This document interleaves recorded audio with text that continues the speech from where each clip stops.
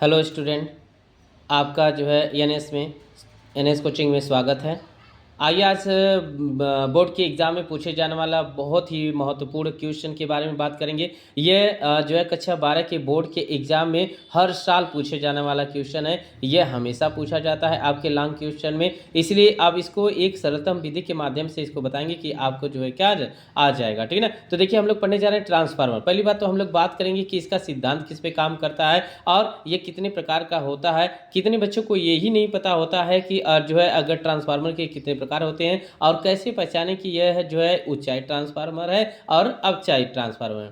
लेकिन आइए हम लोग बात कर लेते हैं। तो देखिए स्टूडेंट, ट्रांसफार्मर की बात कर रहे हैं तो देखिए ट्रांसफार्मर जो है यह युक्ति अन्योन्य प्रेरण के सिद्धांत पे कार्य करती है। अन्योन्य प्रेरण के सिद्धांत पे कार्य करती है और यह हमेशा प्रत्यावर्ती वोल्टता का मान परिवर्तित किया जा सकता है और इसमें ट्रांसफार्मर में किसी भी निर्दिष्ट वोल्टता के लिए इसका उपयोग नहीं किया जा सकता। देखिए, जैसे कि आपको बताया गया होगा कि जो विद्युत है वह दो भागों में विभक्त है। एक होता है डीसी होता है और एक होता है एसी होता है। ठीक है ना। जिसको एक बोलते हैं डायरेक्ट करंट बोलते हैं और इसको बोलते हैं जो है अल्टरनेटिव करंट बोलते हैं। ठीक है ना। तो एक जो है आपका दृष्टि धारा होती है और एक होता है आपका जो है प्रत्यावर्ती धारा होती है। ठीक है ना। तो देखिए, हमने आपसे बताया ना कि यहाँ पे जो है ये हमेशा प्रत्यावर्ती धारा पे प्रयोग होती है और जो है ये दृष्टि धारा पे प्रयोग इसका प्रयोग नहीं किया जाता। ठीक है ना।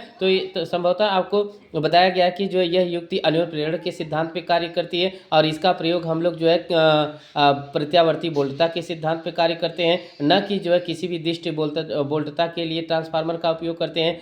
और आइए हम लोग बात कर लेते हैं ट्रांसफार्मर के कितने प्रकार होते हैं। तो ट्रांसफार्मर के दो प्रकार होते हैं, एक होता है ऊंचाई होता है और एक होता है अवचाई होता है। ठीक है ना। तो अब देखिए, बात कर लेते हैं कि ऊंचाई और ट्रांसफार्मर क्या है और जो है अवचाई ट्रांसफार्मर क्या है। तो ऊंचाई ट्रांसफार्मर यह निम्न प्रत्यावर्ती वोल्टता को उच्च प्रत्यावर्ती वोल्टता में कन्वर्ट करने के लिए जो है ऊंचाई ट्रांसफार्मर का प्रयोग किया जाता है।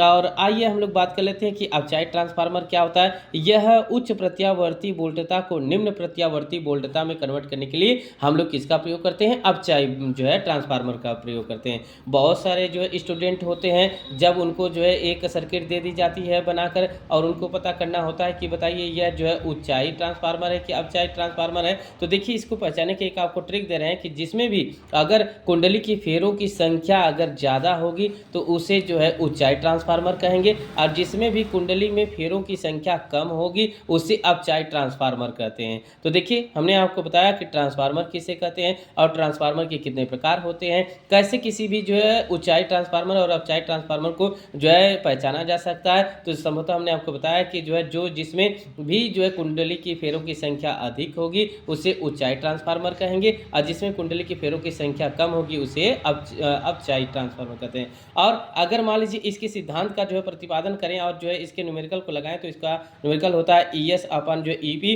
Is equal to NS upon NP होता है।